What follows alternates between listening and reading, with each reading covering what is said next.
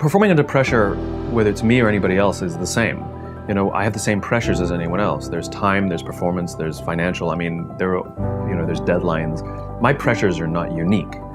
The situations may be different, or but everybody has the same kinds of pressures.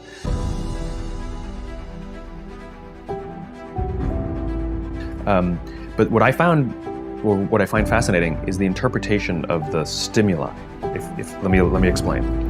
So I was watching the Olympics, this last Summer Olympics, and I was amazed at how bad the questions were that the reporters would ask all the athletes. And almost always, they asked the same question, whether they were about to compete or after they competed. Were you nervous, right? And to a T, all the athletes went, no, right? And what I realized is it's not that they're not nervous, it's their interpretation of what's happening in their bodies. I mean, what happens when you're nervous, right? Your heart rate starts to go, you sort of get a little tense, you get a little sweaty, right? You have expectation of what's coming, and we interpret that as, I'm nervous. Now, what's the interpretation of excited?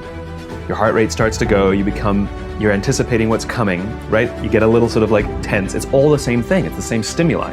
Except these athletes, these Olympic quality athletes, have learned to interpret the stimuli that the rest of us would say as nervous as excited. They all said the same thing. No, I'm not nervous, I'm excited.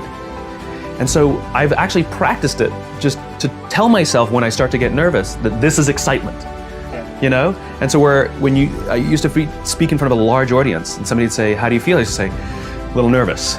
Now when somebody says, how do you feel? I'm like, really excited actually. And it came from just sort of telling myself, no, this is excitement. And it becomes a little bit automatic later on. But it's kind of a remarkable thing to deal with pressure by interpreting what your body is experiencing as excitement rather than nerves. And it's really kind of effective. It makes you want to rush forwards rather than pull back, and yet it's the same experience.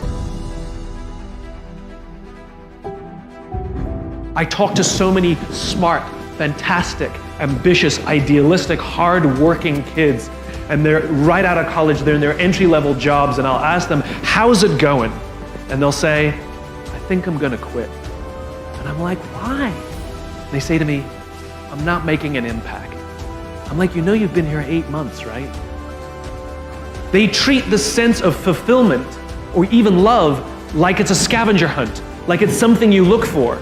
My millennial friends, they've gone through so many jobs. They're either getting fired, it was mutual, or they're quitting because they're not making an impact, or they're not finding the thing they're looking for, they're not feeling fulfilled, as if it's a scavenger hunt. Love, a job you find joy from, is not something you discover. It's not like, I found love. Here it is. I found a job I love. That's not how it works. Both of those things require hard work. You are in love because you work very hard every single day of your life to stay in love. You find a job that brings you ultimate joy because you work hard every single day to serve those around you, and you maintain that joy. It's not a discovery. But the problem is this sense of impatience. It's as if an entire generation is standing at the foot of a mountain. They know exactly what they want. They can see the summit. What they can't see is the mountain. This large, immovable object. That doesn't mean you have to do your time. That's not what I'm talking about. Take a helicopter, climb, I don't care. But there's still a mountain. Life, career fulfillment, relationships are journeys. The problem is, this entire generation has an institutionalized sense of impatience. And do they have the patience to go on the journey to maintain love, to feel fulfilled, or do they just quit and on to the next, dump and on to the next, ghost and on to the next? I'm at my best when I'm around people who believe what I believe.